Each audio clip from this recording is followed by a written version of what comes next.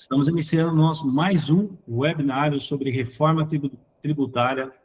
Vamos lá, então. Então, o que nós iremos abordar neste webinar, né? Nós teremos trabalhado alguns temas que veremos a seguir. Nós teremos alguns palestrantes que já estão sendo citados aí desde os convites que foram transmitidos. Pessoal, um assunto muito importante, olha, nós criamos uma comunidade para que todos os nossos clientes façam parte.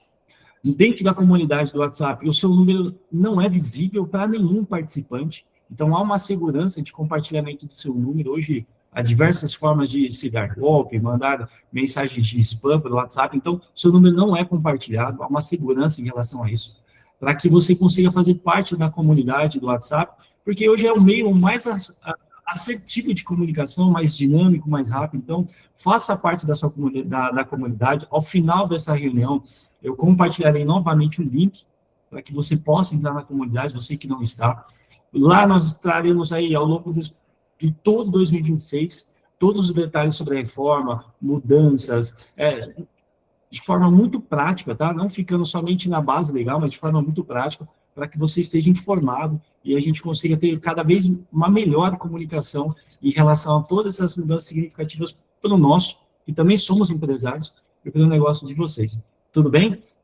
Anotem, outro assunto importante, anotem as suas dúvidas, porque ao final da nossa reunião, ao final desse webinar, melhor dizendo, vocês poderão tirar essas dúvidas, porque a sua dúvida é importante, porque ela pode ser uma dúvida não só sua, mas de algum outro colega empresário que está participando deste webinar. Então, a sua dúvida pode ajudar a tirar a dúvida de outros também, tá bom? Então, papel e caneta na mão, anotem para que no final a gente consiga... Nós teremos tempo para isso, tudo bem?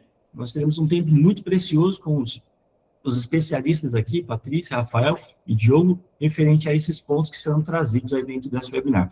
Sem mais delongas, o que nós veremos a seguir? O que muda na prática com a reforma tributária, o impacto para as empresas do Simples Nacional, isso é algo que a gente às vezes passa despercebido pelo Simples, mas qual é o impacto que realmente isso vai afetar as empresas desse regime tributário? Como se preparar agora com a reforma? Então, se você ainda desconhece as informações, ainda dá tempo, e por isso que nós preparamos esse webinar.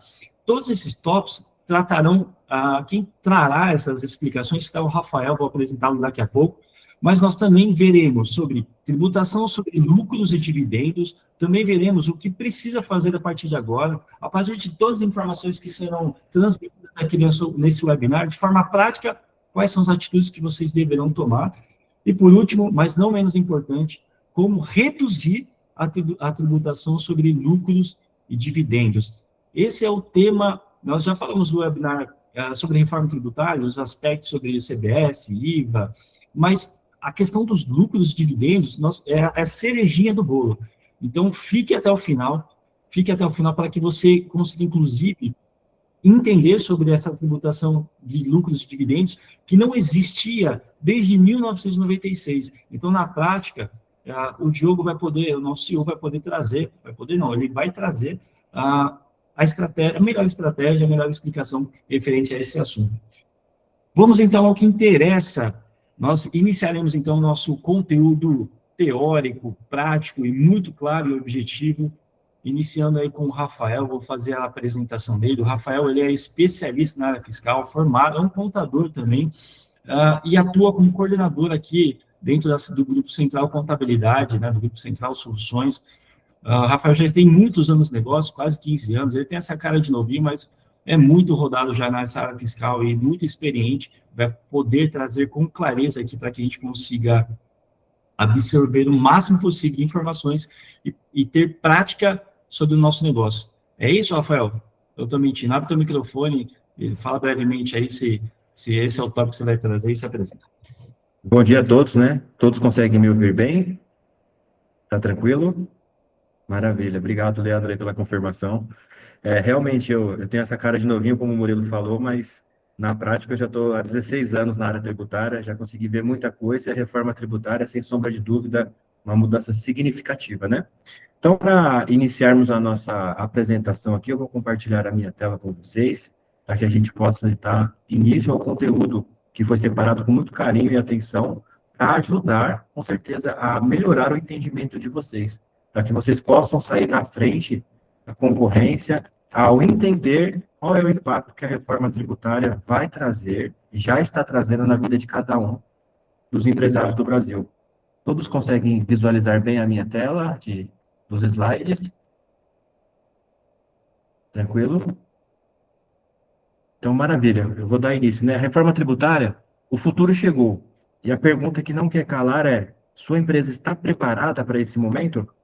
Por que tem que estar preparada? Porque aqueles que não estiverem preparados, com certeza, serão destruídos por elas, vão realmente chegar à falência.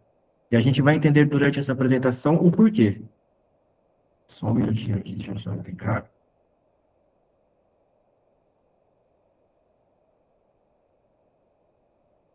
Gostaria de iniciar a apresentação mostrando essa nota de 1.000 cruzeiros aí. Talvez alguns conheçam ela, talvez alguns que estão aqui presentes, inclusive, conviveram com ela. Mas quem tem menos de 40 anos não tem a menor ideia que ela seja na prática, né? Essa foi uma nota que foi usada até o ano de 1994 no nosso país. E por que eu trouxe ela? Porque nesse ano, que realmente, um fato histórico no nosso país. Em 1994, pode, vocês conseguiram ouvir bem, só para confirmar, está botando. Rafael, eu acho melhor você colocar o fone para que a gente tenha maior clareza do que você está falando.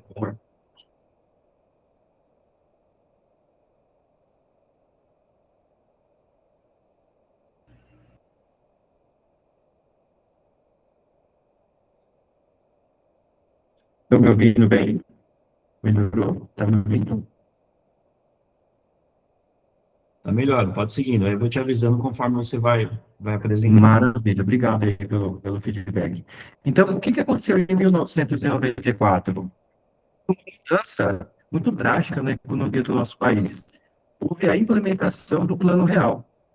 Então, antes disso, durante 50 anos, o Brasil já tinha trocado de moeda 9 vezes. A partir de 1994, a gente nunca mais trocou. Já tem 32 anos que o Plano Real existe.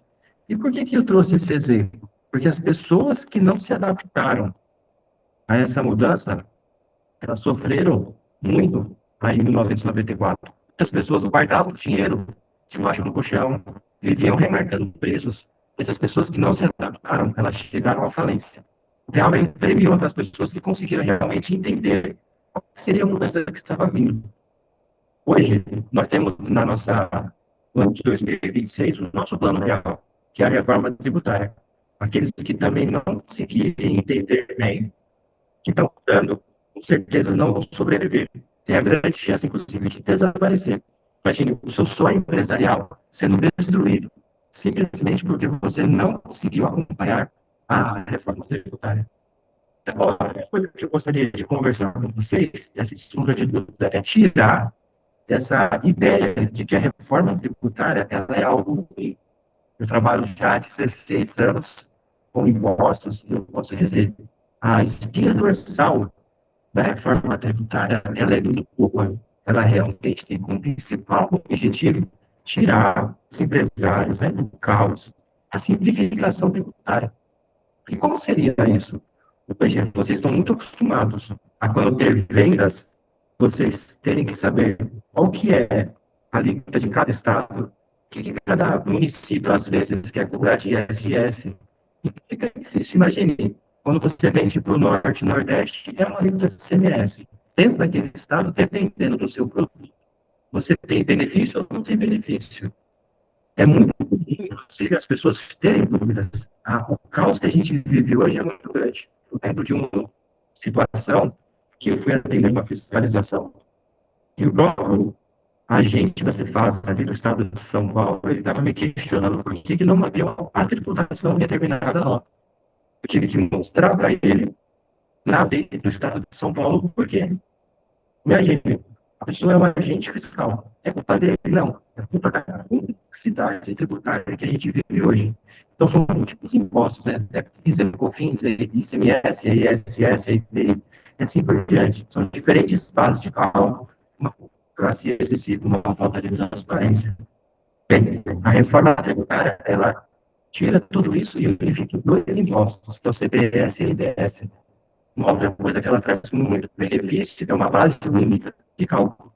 Então, não importa se eu estou aqui no norte, sul, sudeste, norte, nordeste, a base de cálculo vai ser a mesma, a alíquota vai ser a mesma. E por que isso é importante? Porque a partir de agora, não vai ter mais essa guerra tributária entre estados, entre municípios. De 2026 para trás, essa pessoa decidiu colocar a empresa dela em Campinas, porque o ISS lá é 2%, porque ainda é 2,5%. Rafael, deixa eu interromper mais uma vez. Eu ainda está bem ruim o som, está tendo dificuldade na hora do entendimento do que você está falando. Talvez seja ideal você trocar ali de máquina com a Patrícia, não sei se a Patrícia consiga testar o áudio dela, ou verificar se o seu microfone está conectado no computador como a entrada pelo microfone, e não pelo notebook. Pelo áudio, só um minuto. Só 2 minutinhos, pessoal, a gente já está corrigindo para que vocês consigam absorver aí da melhor forma o que está sendo dito.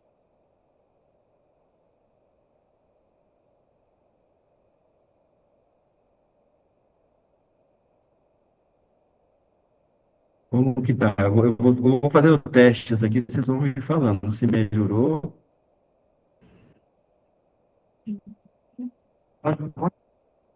Continua falando que eu acho que deu Deu uma boa melhorada. Eu vou continuar falando aqui, se vocês sentirem que realmente está falhando demais, aí vocês me avisam que eu vou configurando aqui, porque a informação realmente é importante para que tenha clareza aí, o pessoal ouvir. Tranquilo? Então, tá bom. Então, o que que acontece? Como eu estava dizendo antes, existia muito uma questão de que as pessoas decidiam colocar as suas empresas em determinado município ou estado, né? Por causa do imposto. Decidiam ali, por exemplo, que iriam para Campinas, porque o ISS lá é 2, enquanto que em Indaiatuba é 2,5. Decidiam ir para a região norte e nordeste, porque lá as alíquotas são de 7% de ICMS. Então, percebia que havia uma movimentação sempre pensando na parte tributária. Com a reforma, isso acaba. Sua decisão de realmente ir para outro estado ou ir para outra localidade, ela vai ser baseada na questão operacional. Por exemplo, ficar mais perto dos seus clientes, você vai ficar mais perto dos seus fornecedores, ela vai ser uma estratégia financeira, talvez no local que você está decidindo ir, é porque o galpão, ele tem um custo menor por um espaço maior, mas não será mais decidido ir para outro local através da questão tributária. A reforma tributária traz essa simplificação. Todo mundo vai pagar basicamente a mesma alíquota, a base ela também será unificada. Claro que tem exceções, mas regra geral vai equalizar todo mundo no mesmo ambiente, entendeu? Então, lembre-se, quando alguém falar mal da reforma tributária, a espinha dorsal dela, né, ela vem realmente com uma base muito boa para ajudar todo mundo a compreender o que está pagando de imposto. E isso é muito importante e muito bom.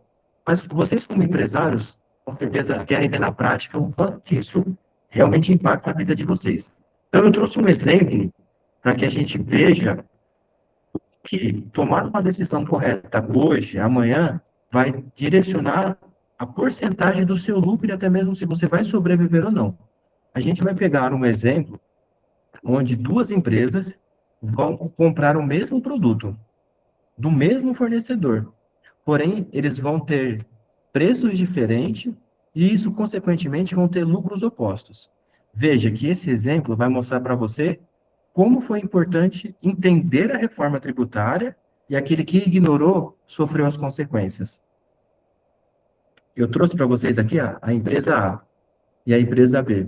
No primeiro momento, as duas empresas compram do mesmo fornecedor, a um custo de R$ 100. Então, ambas compraram do mesmo fornecedor a um custo de R$ 100.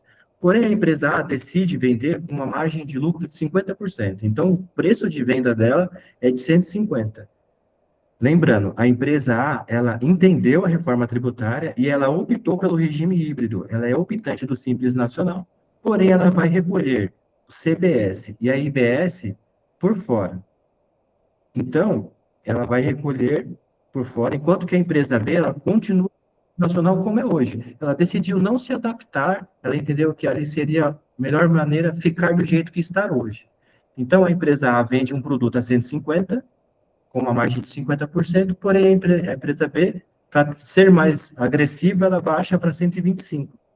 O que acontece na prática? A empresa A, com o novo imposto da CBS e do IBS, a alíquota prevista está em torno de 28%. Então, pega R$ 150 vezes 28%, daria um imposto ali de R$ 42.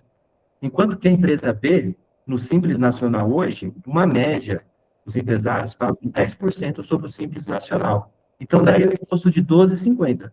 Até essa linha, a gente já começa a pensar assim, poxa, a empresa B, ela não se adaptou à reforma e ainda assim está sendo vantajoso para ela, porque a carga tributária dela está menor. Agora, perceba a diferença na hora que a gente tem a possibilidade de tomar crédito da compra que a gente fez. Então, do produto que foi comprado a R$ 100, 28% vai ser usado para abater do imposto, gerando assim uma economia. Enquanto que a empresa B, que continua no Simples Nacional, ela não aderiu à reforma tributária, ela perdeu esses R$ 28. Ela deixou de se beneficiar desse valor.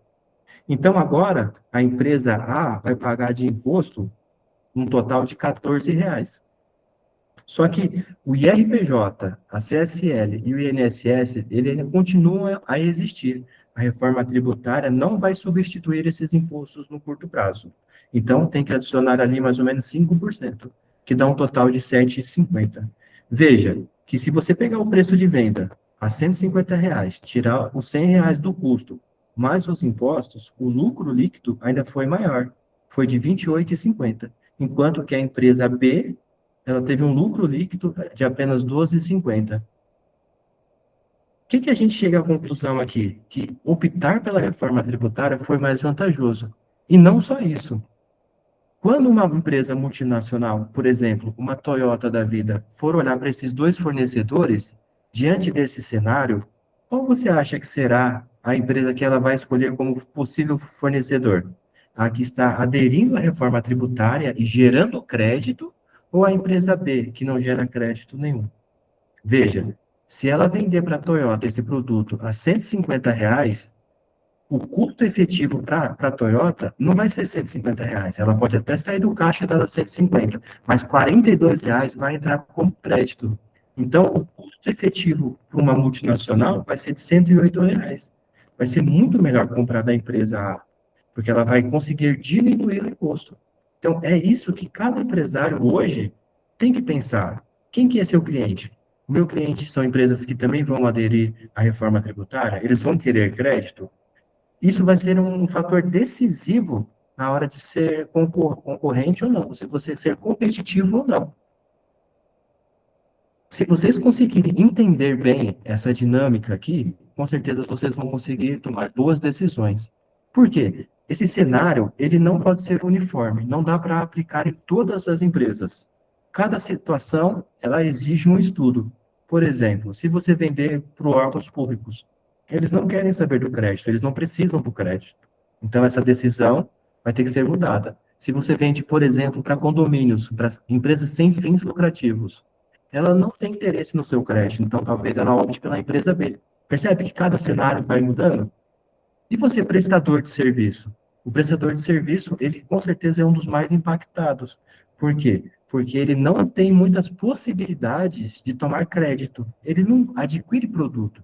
Geralmente, ele usa mais o seu intelecto para poder produzir alguma coisa. Então, na reforma tributária, os prestadores de serviço têm que atender muito bem a todas as possibilidades de crédito que pode existir na operação dele, para que ele vá diminuindo esse imposto.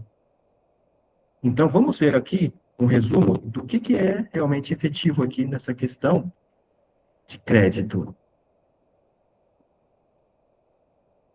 Hoje, o sistema, ele limita vocês a tomarem crédito. Só pode tomar crédito quem é empresa do lucro presumido ou real, e se você comprar produto para revenda ou matéria-prima. Esse é o cenário de hoje que vocês estão muito habituados. Com a reforma, qualquer despesa com nota fiscal, ela gera um crédito para você. Veja, desde que seu fornecedor recolha o imposto. Então, a base para ter sucesso e diminuir o seu custo é fazer compras com empresas que geram créditos. Então, essa será a grande sacada para o futuro de 2026 para frente. Escolham empresas que geram crédito, porque qualquer despesa com nota, ela vai gerar crédito para você. Veja, a responsabilidade ela não é só sua. Seus fornecedores precisam estar em dia. A cadeia inteira precisa funcionar. O que quer dizer isso? Toda a cadeia produtiva precisa funcionar. Todos precisam estar pagando CBS e IBS para que possam tomar crédito. Então, se você foi lá no seu fornecedor, perguntou para ele: olha, você vai gerar crédito para mim? E ele afirmar para você: sim. Mas se ele não pagar o imposto, esse crédito não entra na sua operação. Então, você meio que se torna um fiscalizador dele. Porque enquanto ele não paga, você tem o direito. Mas se ele não pagar, você não vai tomar o crédito. Por isso que tem a regra de ouro. Você só terá direito ao crédito se o seu fornecedor pagar o imposto. Então, a gente vai ver agora que em 2026, as notas fiscais, como a gente estava vendo, de compra, são o grande trunfo para que você possa tomar crédito e pagar menos imposto. Só que o governo tem mudado isso de maneira muito clara. O layout da nota fiscal, inclusive, já mudou. Foi adicionado o campo CBS e IBS. O que é que aconteceu? A partir de 2026, a Receita Federal, junto com o Comitê Gestor, né, que é os responsáveis em administrar o CBS e a IBS, eles falaram assim: a partir de 2026, nós queremos testar nosso servidor. Então, lá no final do ano passado, era obrigatório, a partir do dia 1º de janeiro, toda empresa do lucro presumido ou real já começar a destacar esses impostos. O que aconteceu? Lá para o dia 28, 29, quase no apagar das luzes ali, o governo prorrogou um pouco mais essa obrigatoriedade de destacar CBS e IBS. Porém, esse adiamento está chegando ao fim. Então, você empresário, você que é do setor de faturamento, analise se sua empresa já está destacando CBS e IBS, principalmente as empresas do lucro presumido e real. Vocês são obrigados, a partir do dia 1/4, a destacar esses impostos. Por quê? Se você não destacar com as alíquotas testes, você será punido, você poderá sofrer uma multa por omissão de informação.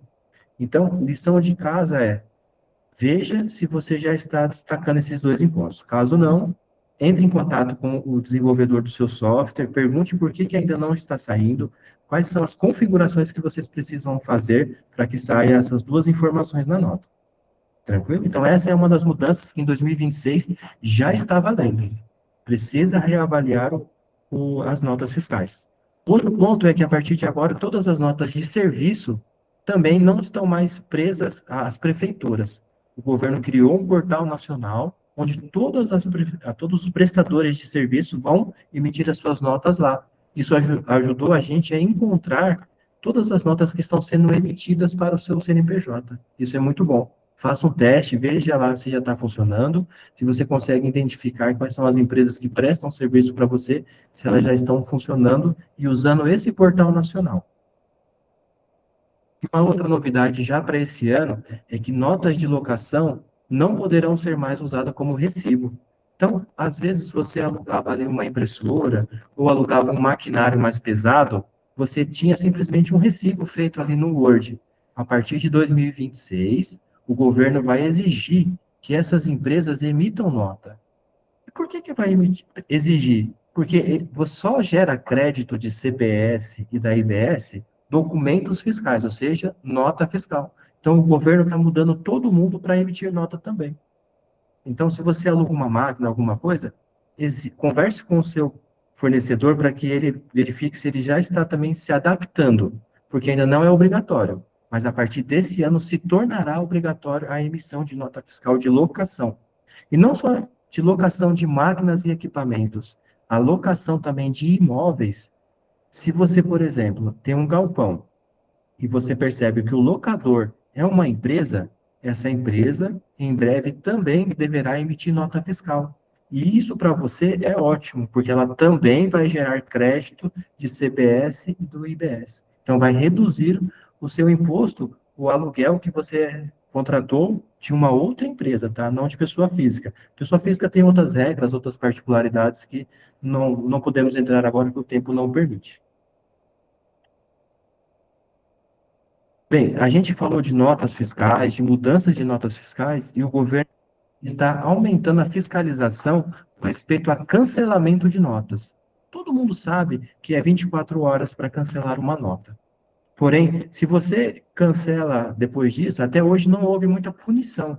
Porém, esse ano o governo soltou uma lei, número 227, aonde ele está dizendo de maneira muito clara, se você cancelar uma nota fora do prazo de 24 horas, você pode sofrer uma multa de 66% do valor do tributo. Então, imagine, se você emitiu uma nota ali de 100 mil, 200 mil, depois de 24 horas você cancelou essa nota. Você corre um grande risco de sofrer uma atuação pesada simplesmente porque cancelou fora do prazo. E por que o governo está intensificando isso? Porque o crédito de CBS e da IBS, ele é feito quase que em tempo real. Tem algo que é chamado de apuração assistida. Então, se as empresas começam a cancelar muito depois do prazo, isso prejudica toda a estrutura que o governo está criando para que as pessoas tenham consciência do imposto. Então, se você tiver que cancelar uma nota, por favor, veja o prazo e, caso passou, entre em contato com a contabilidade para que a gente possa estudar a melhor maneira possível para que você faça a entrada desse produto novamente. E tinha ao máximo cancelar uma nota depois de 24 horas. Só reforçando, a nota de locação, ela ainda vai ter uma data de obrigatoriedade definida. O manual que a Receita Federal soltou disse que será em 2026. Ela já está adaptando o sistema, mas não tem nada definido ainda. Você pode já começar a conversar com seus fornecedores, mas nada definido. Então, a gente vai ver agora rapidamente só como que vai ser o caminho que a gente vai percorrer. Em 2026, a gente começou a fazer o ano teste, né? Que é as alíquotas, não tem tributação, ou seja, você só é obrigado a informar, mas não paga por esse imposto. A partir de 2027, vai ter uma alíquota de 8,5%, e PIS e COFINS deixam de existir. 2029 vai subindo para 10,35%, 2030 para 12%, 2031 para 14%, 2032 para 15%, até que chegamos em 2033, possivelmente ali com uma alíquota de 28%. Perceba que é um longo período para que a gente tenha que percorrer para ter essa mudança tributária. Mas, se você não se adaptar desde agora, com certeza você não vai conseguir nem chegar ao final de 2033 com a sua empresa realmente competitiva no mercado. A mensagem final que eu tenho para passar para cada um de vocês é que realmente em 2027 o PIS e COFINS deixa de existir, já teremos a alíquota vigente a partir de 2027 de CBS. Algo interessante é que o governo também está introduzindo uma maneira de arrecadar o imposto através do split payment, que é como se na hora que o fornecedor estiver pagando para você, que essa transição passar pelo banco, o governo já vai tirar a parte do imposto. Mas isso é algo que ainda vai acontecer, o governo está estudando, mas vai existir, possivelmente. Eles têm falado bastante disso, até que chegamos em 2033, quando realmente chegamos ao fim da adaptação da reforma tributária. Então, com certeza, a hora de agir é agora. Então, como lição de casa, para cada um dos que estão me assistindo, estão me ouvindo, 2026 é fase teste, onde realmente devemos verificar todas as possibilidades. Então, atualize seu sistema, garanta que o seu sistema está preparado para emitir as notas. Converse com seus clientes, verifique se eles vão também se adaptar ao regime da reforma tributária, onde eles vão querer crédito e vão repassar créditos. E, acima de tudo, reavalie contratos futuros para que você não tenha um custo elevado, porque você precificou agora em 2025 ou 2026, algo lá para 2027. Acima de tudo, converse com seu contador, converse com nós aqui do Escritório Central. Temos o maior prazer em analisar com você o impacto que a reforma tributária está trazendo. Por isso, eu agradeço a atenção e passo a palavra agora para o Murilo. Muito bom, Rafael, muito bom, muito bom. Apesar dos desafios do áudio, nós conseguimos escutar muito bem posteriormente, com muito clara a explicação. Obviamente, são muitas informações aí relacionadas, né, impertinentes à reforma que você trouxe aí.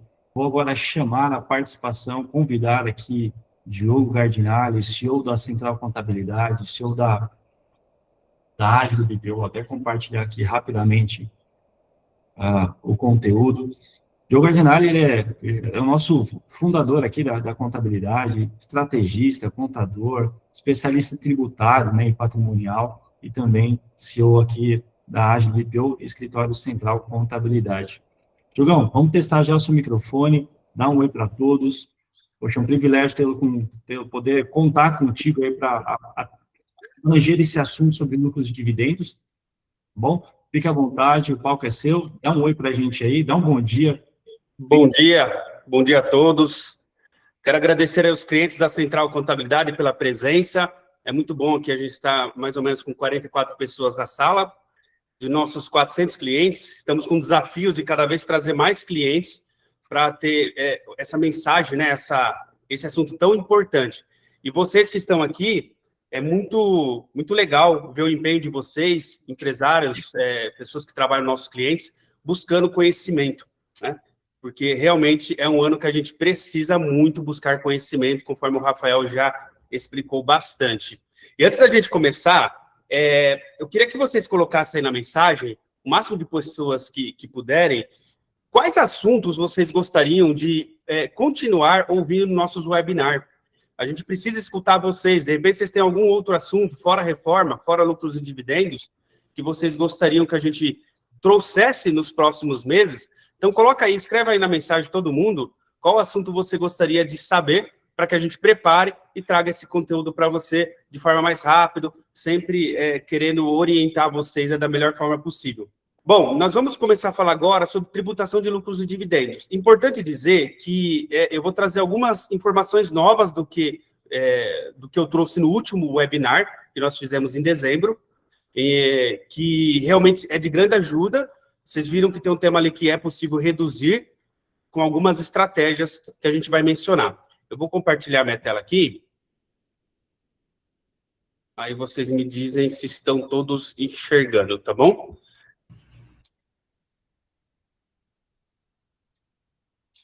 Só um minutinho.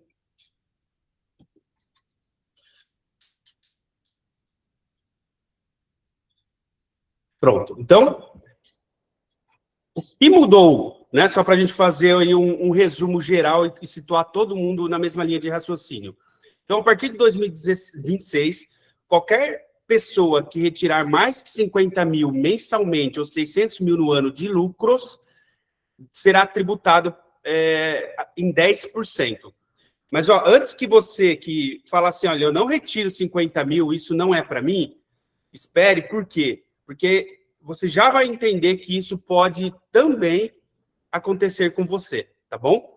Então, esse imposto não é um imposto da pessoa jurídica, não é da sua empresa.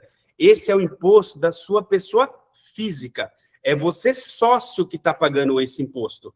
Tanto é que, às vezes, tem várias sociedades que uma pessoa pode ter 90% da sociedade e outro 10%.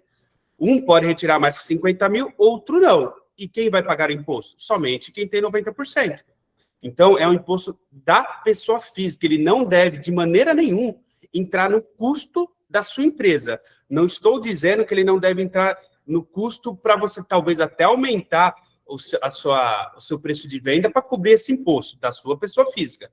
Mas ele não deve entrar no custo no sentido de que esse imposto é o imposto da empresa. E vocês já vão entender o porquê, tá bom? Alíquota efetiva anual. Então, o primeiro ponto é retenção. Quando a gente fala em retenção, o que é? É uma antecipação do imposto. Não quer dizer que você vai pagar os 10% se você receber mais que 600 mil no ano. Então, se você receber mais que 50 mil, você vai antecipar 10%, mas lá no final do ano, quando você for fazer o imposto de renda, se você ficou entre 600 mil e 1 milhão e 200, essa alíquota vai ser progressiva, de 2% a 10%. Então, nem sempre a sua alíquota final vai ser 10%. A gente vai ter alguns exemplos que vocês vão entender melhor, tá bom? E aí, haverá a compensação. Então, a declaração de ajuste vai fazer essa compensação. Olha, durante o ano eu paguei tudo isso antecipado, mas qual que é o meu imposto correto? É esse. A Receita vai identificar se você vai pagar uma diferença ou se ela vai te devolver o que você pagou a mais. Certo? Então, qual que é o impacto, pessoal, antes da gente entrar nos exemplos de cálculos para vocês entenderem, qual que é o impacto da contabilidade? Aqui que entra a questão que eu falei para vocês, daquela pessoa que ela talvez não retira 50 mil, mas ela precisa dar uma atenção muito séria nisso que eu vou falar agora. Imagine que você, sócio, retira da empresa até 40 mil reais por mês. Então, você está tranquilo com relação à tributação sobre dividendos. Você não se enquadra na nova legislação e você não muda nada para você. Porém, você tem de despesas não contabilizadas, ou seja, dinheiro que sai da sua conta, mas eu não contabilizo porque você não me encaminha nota fiscal, talvez porque você não pegou nota fiscal. Então, você tem essa despesa. Saiu do seu banco, mas eu não tenho nota fiscal. O que vai acontecer? Embora você está dizendo que seu lucro foi 40 mil, contabilmente dizendo, o seu lucro está 55 mil, porque você retirou 15 mil da empresa, que não foi lucro, mas como você não me enviou nota fiscal, eu contabilizo como lucro, porque se saiu da empresa e não tem documento fiscal, é lucro. Ou seja, passou de 50 mil. Aí você teria que pagar um imposto de 6.111, reter, né, antecipar esse imposto. Então, veja bem, você sai de zero, que você não precisaria pagar, e você passa a dever 6.111 de imposto todos os meses. Então, o que você precisa fazer para que isso não aconteça de forma alguma? Tudo que você gasta que é da empresa, você tem que mandar nota fiscal, de tudo, dependendo do gasto, cupom fiscal, que eu já vou falar um pouco mais. Então, por exemplo, combustível. Se você tiver um veículo em nome da empresa e você utiliza ele, né? Ele está em nome da empresa, você utiliza, é muito comum as pessoas passarem, abastecerem e não se preocuparem em pegar o cupom fiscal ou nota fiscal. Então, a partir de 2026, você tem que ter essa preocupação. Lembre-se, todo valor que você não pegar nota fiscal, você vai ter 10% em cima. Então, não pegou nota fiscal, 10% de imposto em cima. Então, começa a pegar nota fiscal dos combustíveis. Se você faz refeição, principalmente refeição de negócios, refeição no dia a dia ali, por causa do seu trabalho, você geralmente tem esse costume de ir em restaurante, também pega o cupom fiscal ou a nota fiscal. Importante, pessoal, tanto no cupom como na nota, você pedir para colocar o CNPJ da empresa, tá bom? Para que realmente vincule seu CNPJ e mais. Não pague isso pela sua conta pessoa física ou cartão de crédito, débito físico. Você tem que pagar isso também pela empresa, seja no cartão de débito ou de crédito, tá bom? E aí a contrapartida do gasto vai ser a nota fiscal. Convênio médico e vale alimentação dos sócios. Olha, o que a gente tem de orientação, a lei não menciona, mas que eles vão desconsiderar o gasto com convênio médico e vale alimentação dos sócios. Ou seja, eles entendem que não é um gasto da empresa, convênio médico e vale alimentação, quando é dos sócios, que isso é um lucro. Eu acredito que isso ainda vai ser muito questionado. Então, nós estamos considerando o convênio médico e vale alimentação, mas pode ser que a Receita irá desconsiderar. Ela também pode desconsiderar se você tiver um veículo, por exemplo, só um veículo, você não tem... Acontece muito, às vezes a gente tem um veículo de uso pessoal e a gente compra em nome da empresa. A Receita pode querer identificar isso e desconsiderar todos os gastos com o veículo. Ela também, se ela entender que as refeições que a gente pega a nota é só dos sócios, ela também pode desconsiderar. Nós não sabemos ao certo como a Receita ela vai fazer isso, mas isso pode acontecer. Mas, de primeiro momento, o que eu estou orientando? Isso que vocês acabaram de ver. Pega a nota fiscal de combustível, de refeição, vamos lançar convênio médico, alimentação, porque nós temos margem para discutir que isso, de fato, é um custo da empresa, que não é um lucro seu, ok? Despesas pessoais adquiridas em nome da empresa. Cuidado. Aqui tem um ponto muito importante. Você pode comprar ou pegar nota fiscal de despesas pessoais em nome da empresa para tentar baixar essa distribuição de lucro ao sócio? De acordo com a norma? Logicamente que não. Muitas pessoas vão acabar fazendo isso. Então, tomem bastante cuidado com o que você vai colocar na empresa. Então, por exemplo, você vai no mercado fazer sua compra do mês. produtos que não se usam na empresa. E aí você pede a nota fiscal em nome da empresa e paga pela empresa. É muito arriscado. Agora, tem algumas coisas que você consegue comprar em nome da empresa para que você não se prejudique tanto. Uma coisa que talvez a maioria dos clientes fazem, né? Empresas menores costuma fazer muito. Às vezes vai no mercado comprar algo pessoal e no meio da compra coisas para a empresa também. Material de higiene, às vezes copy e refeição ali para os funcionários, e aí não pega a nota separada. Então também isso começa a separar. O que é da empresa, você passa separado, pega a nota fiscal, paga também pela empresa, certo? E o que é seu pessoa física, pela pessoa física.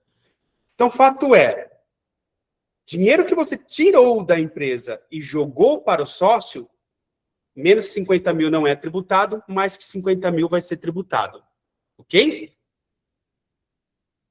Agora, como que vai ser, pessoal, o cálculo? Então, eu já mencionei que até 50 mil não haverá retenção. Depois vai ser uma alíquota progressiva. Eu vou mandar depois esse PDF para vocês olharem com calma. Aqui está a fórmula que a Receita vai utilizar. Então, ela vai pegar entre 600 mil a 1.200.000 ano, ela vai dividir o valor que você retirou durante o ano por 60 mil menos 10. Então, vocês vão verificar agora nos próximos cálculos. Por exemplo, se você retirar 60 mil todo ano, a alíquota efetiva final vai ser 2%. Então, não 10%. Então, o que isso quer dizer? Que o seu custo, na verdade, vai ser 2%, o custo do sócio, né, do imposto, que aumentou para você, 2%. Agora, vamos entender primeiro dois cálculos para vocês entenderem o impacto e depois o que a gente pode fazer para a gente diminuir o máximo esse imposto. Eu vou te trazer duas estratégias, tá bom? Bom, então imagine que você pegou 54 mil de lucro. Por que 54 mil? Olha só. A retenção é uma antecipação. Então, se você falar para mim assim, olha, eu estou retirando 60 mil da empresa, você não pode retirar 60 mil. Você tem que retirar 54, porque 6 mil é imposto. Então, a retirada é bruta, não a retirada é líquida, tá bom? Então, por exemplo, se você está retirando 60 mil, você retém 10%, 6 mil, você retirou aí 54 mil por mês. Você retirou no ano bruto 720 mil. Qual que vai ser sua alíquota final? 2%. Qual que seria o imposto seu final? 14.400. Você pagou 54, você antecipou 54 para a Receita Federal. Aliás, você antecipou 72 mil para a Receita Federal, que são 6 mil vezes 12. Só que o imposto seria 14.400. Então, o que o governo vai fazer no ano seguinte? Vai te devolver 57.600. Então, nós temos dois cenários aí. Primeiro, logicamente, a gente teve um aumento de 14.400 que não existia até 2025. Só que também a gente teve um desembolso de mais de 57 mil para o governo, para ele usar nosso dinheiro, e depois ele vai devolver isso praticamente sem juros nenhum para nós. Então, isso é muito ruim. Certo? Aí temos... Agora, você fala assim no exemplo 2. Diogo, eu quero pegar líquido 60 mil. Eu vou tirar todo mês 60 mil para mim. Como que funciona, então, o cálculo? Na verdade, contabilmente dizendo, você não vai tirar 60 mil bruto. Você vai tirar esse valor, 66.666. Ok? 10% disso, você vai pagar esse valor de imposto por mês. 6.666. Para que líquido você retire os 60 mil reais. Então, isso aumenta a sua base de cálculo anual. Lembra que no exemplo anterior, sua base anual foi 720. Agora, sua base anual, como a gente aumentou, a base mensal, ela aumentou para 800. Com isso, a sua alíquota final não é mais 2, é 3,33, gerando um imposto de 26 mil. E aí, o governo vai te devolver 53 mil. Então, notou? Você também fez um desembolso durante o ano para o cliente, para a Receita Federal, e ela vai te devolver 53. Só que em vez de você pagar 14 de alíquota final, de custo final, você está pagando 26. Então, 12 mil a mais de imposto. Tá bom? Simplesmente porque você está tirando 6 mil a mais. Então, são contas que a gente tem que fazer. Então, qual que é a estratégia para que você tenha o menor desembolso possível? Eu trouxe 2 exemplos, tá bom? Então, primeiro você retirar todo mês no limite de 50 mil. Diogo, mas eu preciso de mais. Aí você vai cair nisso que a gente acabou de falar. Agora, se você conseguir manter dentro dos 50 mil reais ou do mês, você não vai ter nenhuma antecipação, não vai ter nenhum desembolso ali para a Receita Federal e você vai ter esses 50 mil todo mês. Aí você fala assim, Diogo, só que eu preciso de 60 mil por mês na média. Aí você faz 1 ou 2 retiradas a mais durante o ano, que totalize 133 bruto, que você retire mais 120 líquido. Então, você tirou 50 mil vezes 12, que dá 600 mil, e depois retirou mais 120 líquido. Deu 720. Só que você não antecipou todo aquele imposto. Quanto você antecipou? 13 mil. Esse foi o seu desembolso inicial. Bem diferente daqueles 72 ou 80 mil lá do primeiro exemplo. E aí, como que ficaria o cálculo final, então? Olha só, isso também diminui a sua alíquota e diminui a sua base. Olha só, o seu imposto final seria 16. Você antecipou 13. Quanto você vai pagar para o governo? 2.946. Então, além de baixar o seu imposto, você ainda não faz toda aquela antecipação para a Receita Federal, para que ela utilize o seu dinheiro e te devolva depois sem juros nenhum. Então, isso é uma tática, tá? E quanto que você economizou? Lá naquele exemplo de você tirar 60 mil líquido, você teria pago 26.640 de imposto, tirando ele todo mês. Se você não tirar todo mês e fazer retiradas adicionais, você vai ter uma economia de 10.360 no ano de imposto, considerando essa lucratividade de 60 mil. Agora, vamos pegar um exemplo um pouquinho maior, mesma linha de raciocínio, só que o exemplo agora é uma retirada de 80 mil por mês, que dá 960 mil no ano. Então, você retira 50 mil por mês, depois você faz uma retirada final do ano adicional de 400 mil, por exemplo, ou 2.200, você vai ter uma retenção de 40 mil reais. Ou seja, você vai 600 mais 360, você vai retirar os 960 mil, 80 mil líquido por ano. E por que isso é melhor? Novamente o cálculo. A alíquota final sobe para 6%, que é a retirada maior. Ok? Então, seu imposto ficou em 57 mil, você antecipou 40 e vai pagar mais 17 para o governo. Mas olha só a economia que você tem em não fazer os 80 mil mensal, 25.266. Então, a estratégia que eu quis trazer para vocês aqui o melhor a fazer para quem consegue, quem pode, é manter a retirada no máximo em 50 mil reais e, se for o caso, fazer retiradas adicionais para que você... Só que essas retiradas adicionais não podem ser quase todo mês, que senão a gente vai cair no mesmo conceito do mensal. Então, tem que ser 1 ou 2 no máximo ao ano de retiradas adicionais. Perfeito?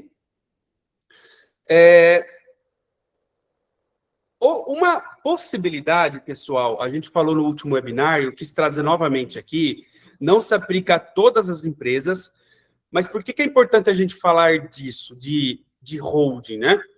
Porque muitas empresas que hoje são simples, como vocês viram ali na reforma tributária, no que o Rafael disse, elas possivelmente irão desenquadrar do Simples Nacional ano que vem, possivelmente. Inclusive você, o que você precisa analisar, fazendo um gancho aqui? Que eu estou analisando aqui no escritório e provavelmente eu vou seguir esse caminho.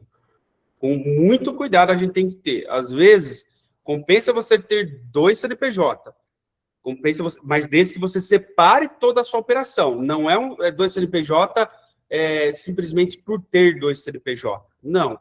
Mas às vezes compensa você até ter um outro aluguel ou pagar uma co-work, separar realmente a empresa, que uma empresa vai atender clientes, por exemplo, pessoa física, clientes consumidor final, que não vai te exigir o crédito, e outra empresa que vai atender outras empresas que vai te exigir o crédito. Aí você mantém uma no Simples, outra não.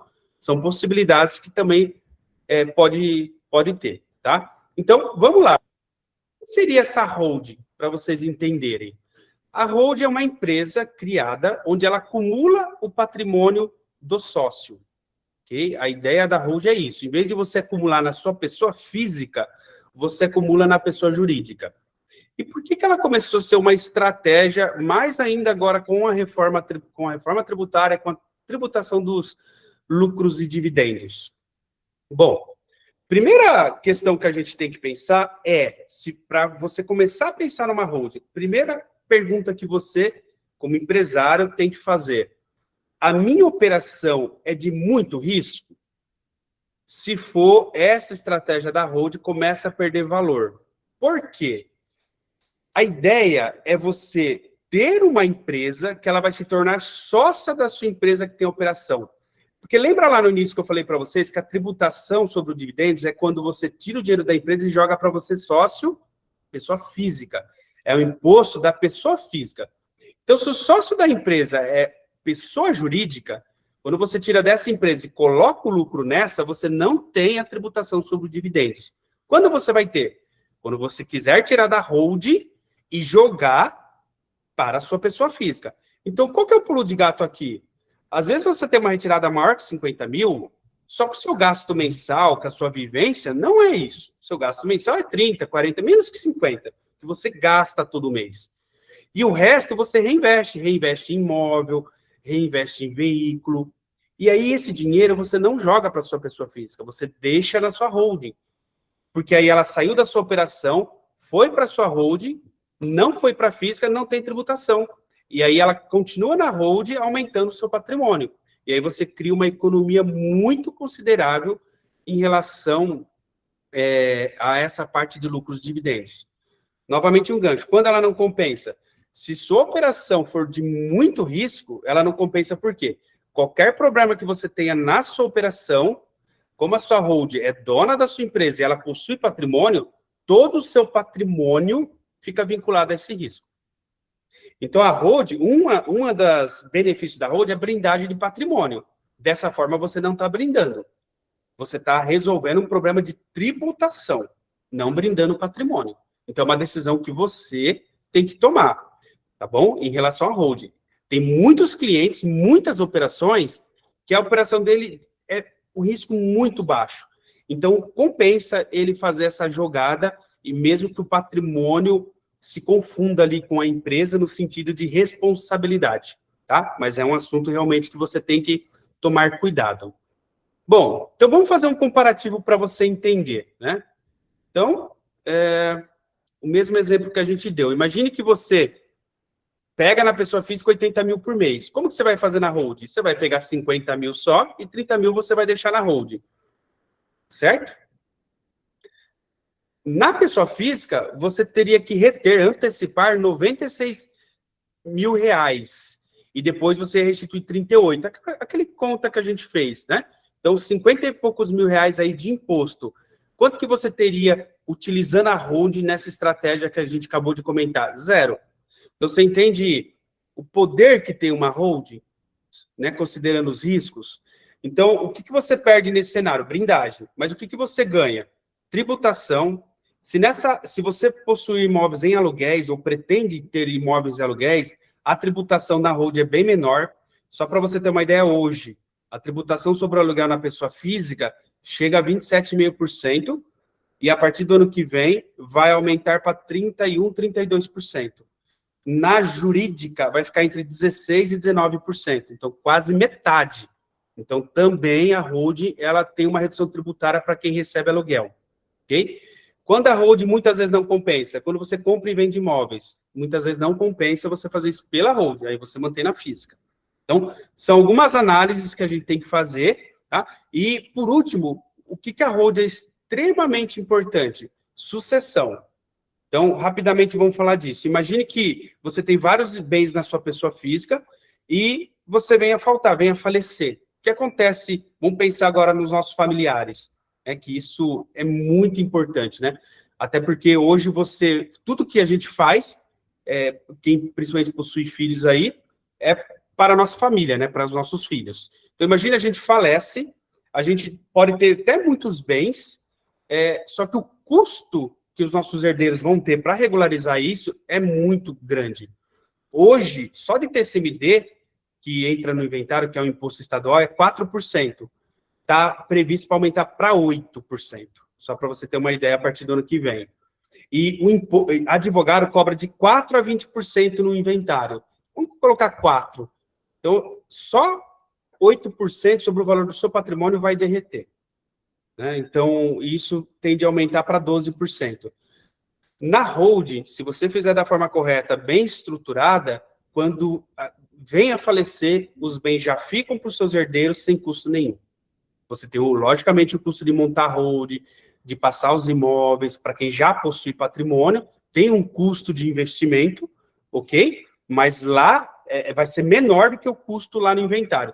E para quem começou a vida agora de acúmulo de patrimônio, agora é a hora de você já começar certo, já começar a acumular o patrimônio na sua holding. Mas, que nem eu mencionei, não vale para empresas do Simples Nacional, né, falando de tributação de dividendos agora novamente, não vale essa holding fodona da sua empresa, porque empresas do Simples Nacional não podem ter sócias outras pessoas jurídicas.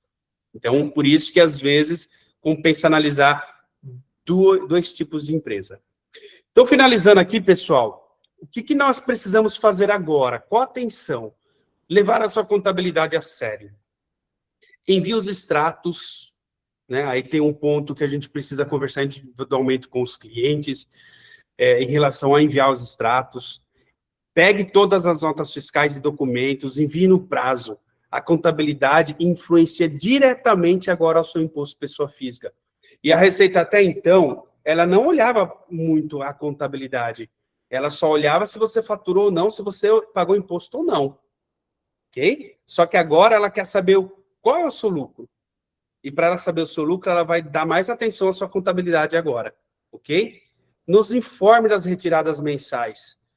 A gente praticamente não recebeu de nenhum cliente se agora em janeiro e fevereiro teve retirada acima de 50 mil. Então, é muito importante, todo dia 1º do mês seguinte, vocês mandarem um relatório mencionando para nós a data, o valor e o nome do sócio, detalhado de quais foram retiradas durante o mês anterior.